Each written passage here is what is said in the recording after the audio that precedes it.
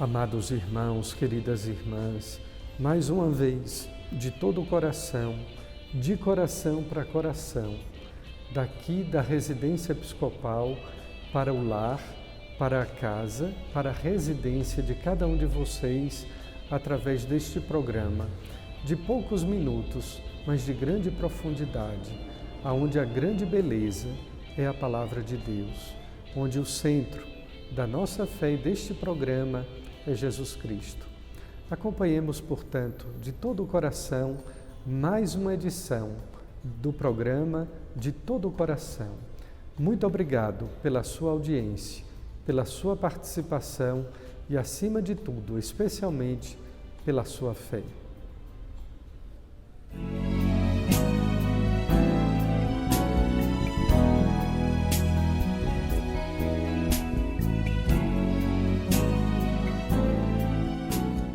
Proclamação do Evangelho de Jesus Cristo segundo Mateus.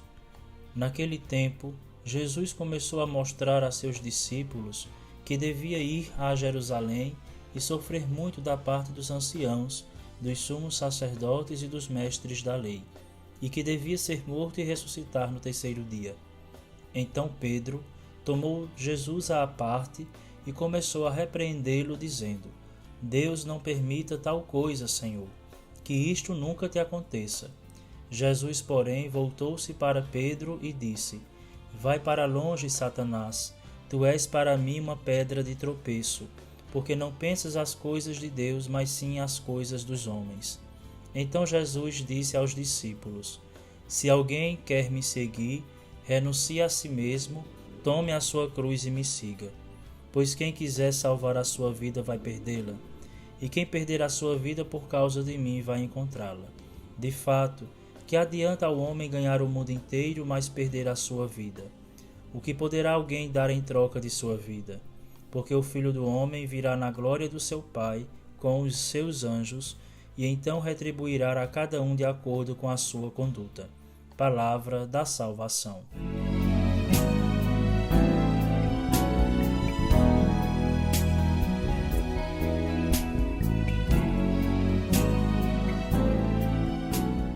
Amados irmãos, queridas irmãs, estamos no 22º domingo do tempo comum. Uma liturgia muito rica, profunda e bela. A primeira leitura, o profeta nos falava, Jeremias nos falava, a respeito da sedução que Deus exerceu em sua vida. Este versículo se tornou mais do que um versículo, se tornou um clichê para dizer do poder amoroso de Deus. Seduziste-me, Senhor, e eu me deixei seduzir. Quantas vezes nós lemos esta palavra em algum cartão que rememora bodas de casamento, que comemora jubileu de profissão religiosa, e nós estamos encerrando o mês das vocações. Aqui homenageamos as religiosas e os religiosos que tantas vezes, no momento da sua profissão religiosa, da sua consagração, escolheram este versículo: Seduziste-me, Senhor, e eu me deixei seduzir. Tudo isso o profeta quer dizer que Deus tem um poder de sedução muito grande. É um Deus amoroso, mas um Deus que nos seduz com amor, através do atrativo do seu coração. Algo tão forte, tão bonito, que o profeta diz: Senti então dentro de mim um fogo ardente, a penetrar-me o corpo todo. Desfaleci sem forças para suportar. Vejam a grandeza da paixão, a força da sedução, mas, sobretudo, o infinito amor de nosso Deus. Já o Evangelho deste 22º domingo, ele dá continuidade ao tema do Evangelho de domingo passado. E nós podemos recordar que nosso Senhor perguntava aos discípulos: quem dizem os homens ser o Filho do Homem? Parecia até uma pesquisa de opinião pública. No entanto, era o modo pedagógico de Jesus formar os discípulos para que eles, de fato, não apenas descobrissem, mas reconhecessem quem ele, de fato, verdadeiramente era e é. E em meio às respostas evasivas dos discípulos, uns dizem, outros afirmam, é Pedro quem solenemente faz a sua profissão de fé ao dizer: Tu és o Cristo, o Messias, o Filho do Deus vivo. A observação do Evangelho de domingo passado era igualmente profunda. Pedro, Pedro, de agora tu te chamarás Pedro, Cefas, e não mais Simão. Não foi a carne ou o sangue que te revelou isso, Pedro, mas foi o próprio Espírito. Vejamos que neste domingo, a continuidade do Evangelho, Jesus anuncia aos discípulos, que estavam todos a caminho de Jerusalém, e lá ele deveria sofrer, padecer e morrer. A primeira coisa é que não se trata mais aqui de um Messias dominador, de um Messias triunfalista, mas sim de um Deus que se fez homem, que se fez carne no Natal e por isso mesmo haveria de sofrer. Choque para os discípulos. Afinal de contas, se ele era o Filho do Deus vivo, o Messias, o Cristo, como poderia esse Messias, este enviado de Deus, sofrer e morrer? Pedro se escandaliza. Novamente ele é porta-voz dos demais discípulos. E escandalizado, repreende Jesus, dizendo-lhe que Deus não permita tal coisa. Vejam que aquela pedra de domingo passada, sobre a qual a igreja foi alicerçada, é chamada agora de pedra de tropeço. Mais ainda, Jesus diz para Pedro: vai para longe de mim, Satanás. É que a palavra Satanás, no sentido bíblico, significa aquele adversário, o que acusa, o opositor aos projetos de Deus. Muitas vezes nós somos Satanás para nós mesmos, quando não aceitamos a vontade de Deus e quando nós prejudicamos a nossa própria caminhada para Deus. Muitas vezes nós queremos demonizar as outras pessoas e, no entanto, Satanás, o obstáculo, a pedra de tropeço, se encontra em nossas vontades. Por isso que a continuidade do segundo trecho do Evangelho é quando Jesus diz a Pedro e aos demais: pois quem quiser me seguir, renuncie a si mesmo, isto é, ao seu ego, ao seu egoísmo. Tome a sua cruz, porque a vida também é feita de sofrimentos. A gente sofre até por amor, nós sofremos de saudade. Não existe ninguém no mundo que não padeça de qualquer sofrimento, por mínimo que seja, por mais relativizado que ele também seja. O sofrimento faz parte da vida humana. E por isso Jesus continuava dizendo: se alguém quer me seguir, renuncie a si mesmo, ao seu egoísmo, tome a sua cruz, acolha o seu sofrimento e aí então pode me seguir livremente.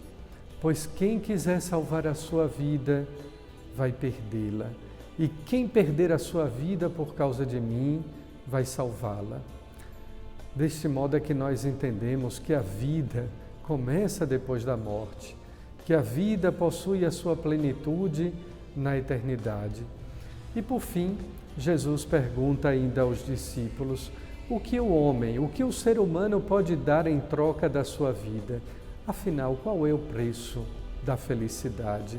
Como é que nós podemos pagar o sentido e a perspectiva de eternidade da nossa vida? questões profundas, questões existenciais, questões maravilhosas que somente podem ser respondidas à luz da fé. Fique agora com aquele papo de cruz tão bem desenvolvido no coração da nossa amiga Lunara Aires.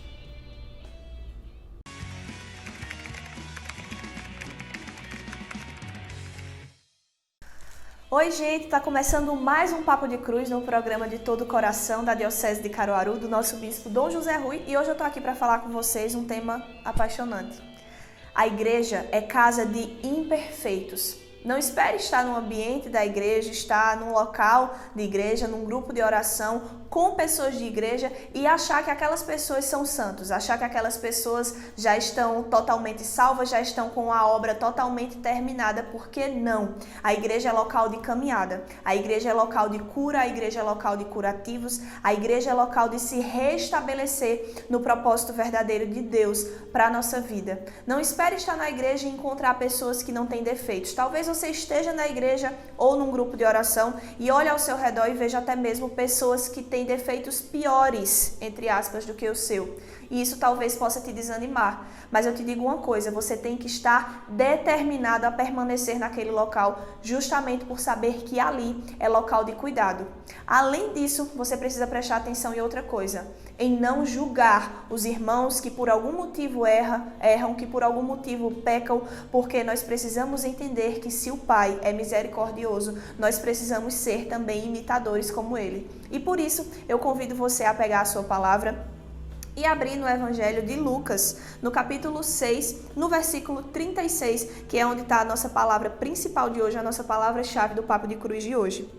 Sede misericordiosos, como o vosso Pai é misericordioso. Não julgueis para não serdes julgados. Não condeneis para não serdes condenados. Perdoai, e vos será perdoado. Dai, e vos será dado. Será derramado no vosso regaço uma boa medida, calcada, sacudida, transbordante, pois com a medida que medirdes, serei medidos você também. Palavras da nossa salvação. Glória a vós, Senhor. Gente, com essa palavra eu quero reafirmar, eu quero dizer o desejo do meu coração de fazer vocês entenderem neste dia que sim, a igreja é um ambiente de imperfeitos e que não cabe a você, não cabe a mim, não cabe a ninguém, seres humanos, o papel de julgadores, o papel de condenadores, porque sim, muitas vezes o nosso ego nos coloca lá em cima, né? Muitas vezes a gente diz, tal pessoa está fazendo tal coisa errada, está fazendo isso, não pode, não deve ser assim. Quem somos nós? Quem somos nós? O que será que Deus vê no silêncio, na escuridão do nosso quarto, na nossa solidão, na nossa precariedade, na nossa miséria? Então, o que eu quero dizer a você é: fixe o seu olhar na cruz. Fixe o seu olhar em Jesus. Esqueça tudo à sua volta. E, aliás, não esqueça, coloque nas suas orações aquelas pessoas que precisam de oração, que precisam de cuidado, que precisam de conversão, tanto quanto você, porque sim, a igreja é local de imperfeitos, pessoas que lutam e caminham pela santidade, mas que ainda não chegaram lá, que estão na caminhada. Então é isso, por hoje eu me despeço do Papo de Cruz. Até o próximo sábado.